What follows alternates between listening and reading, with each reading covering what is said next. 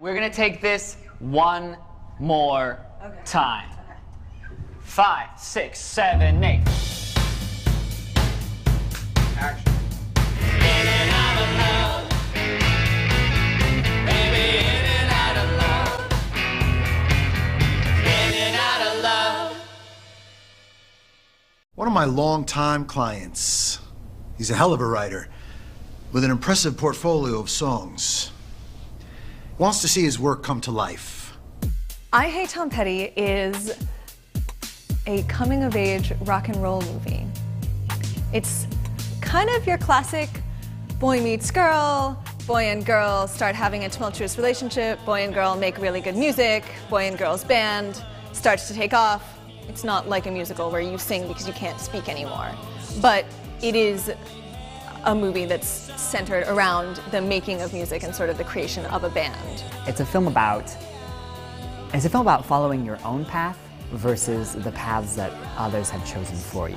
We gave you everything that you needed to become successful. And I thank you for that. And I love you and I love Mom.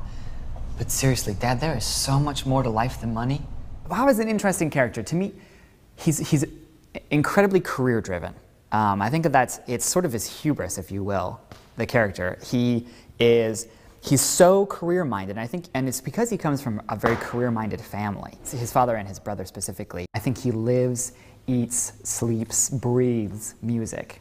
He wakes up thinking about it. He goes to bed thinking about it. His riffs are constantly playing in his head. He's been doing really well, but he's stuck. That happens to a lot of people in careers. I'm now making enough money doing what I love to do that I can support myself, but then there's that thing where it's like, how do you get to that? It's just that other side, that leap of faith. Do I fish or cut bait point? An opportunity is presented to him where he has this. He could do something like that. Meet the team. Hi. Yeah, oh, Sasha, this is Winthrop. Nice to meet you.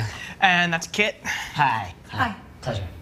Bob is the first person that Kitt has ever really cared about, in part because he makes her feel like what she has to contribute is valuable, especially in terms of the music, but also just, I think Kitt's a little bit used to not quite being taken seriously. You're tired of that same plain old chewing gum.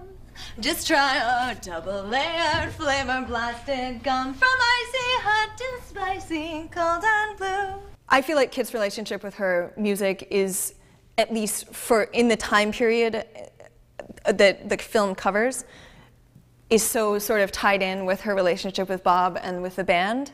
She could come across something else that's interesting that gets her attention. If Kitt was a time period in history, Kitt would be the 80s.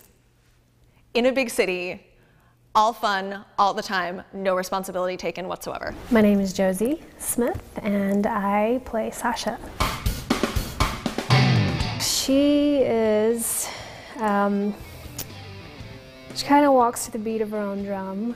She doesn't really take too much crap from other people. She's kind of quiet, but she speaks out when she feels the need. You drink it like a man. She is the backup singer for the band, and she's the best friends with Kitt.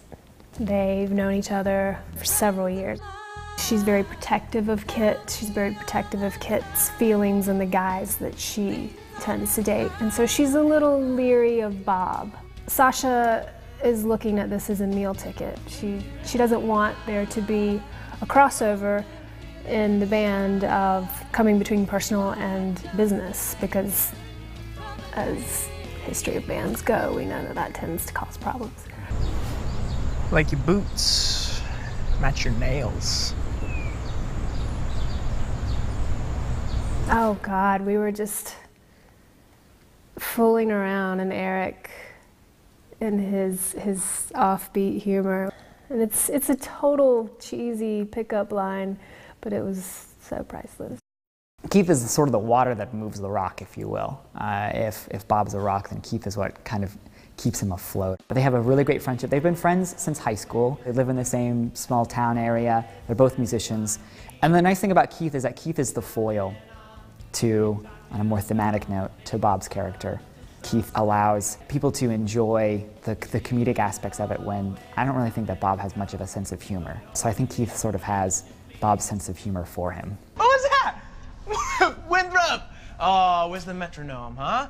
It's gonna be your new teddy bear!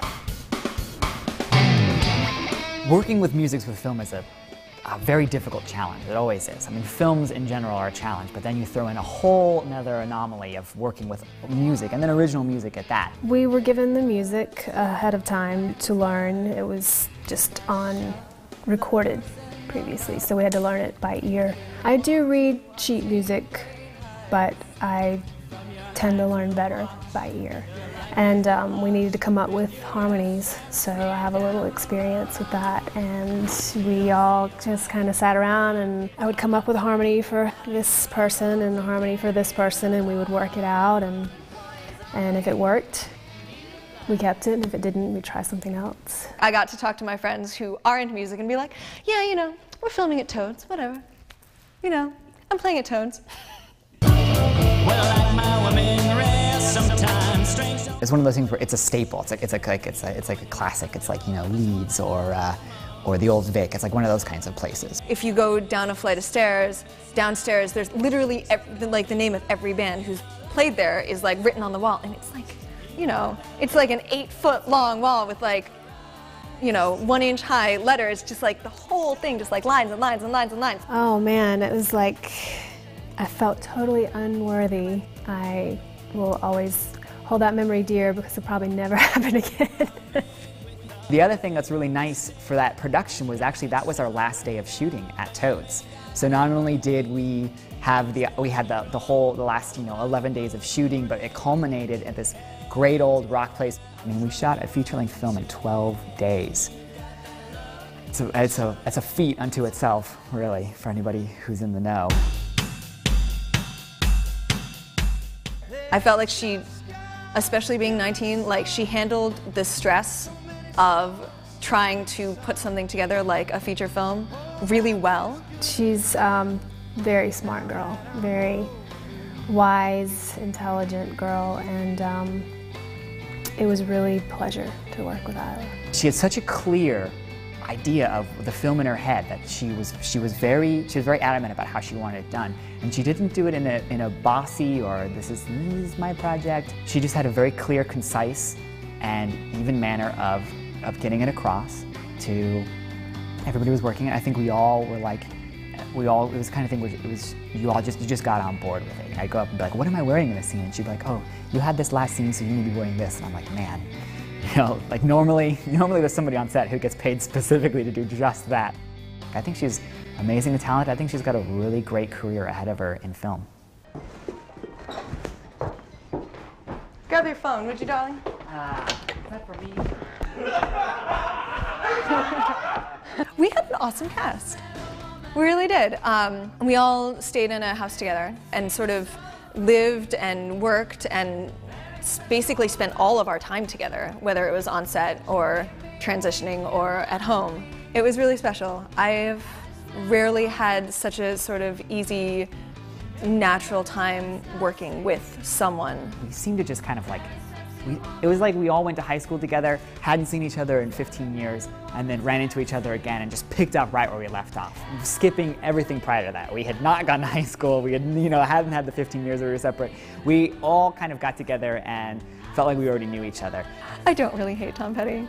I'm a big Tom Petty fan. My parents listened to the Traveling Wilburys, which was a supergroup with Tom Petty, Bob Dylan, Roy Orbison, Jeff Lynne. No, I love Tom Petty. He's just such a icon in the industry. There's a Tom Petty line in the movie. Bob is talking to Morty about songwriting, and he says, "You tangle my emotions." I just remember that myself and Ian, and I'm pretty sure Eric O'Keefe was there as well, and we would sit around and like go over the script in Ian's room late at night, and we would play that song. So I have a soft spot for that one, but I almost never hear it.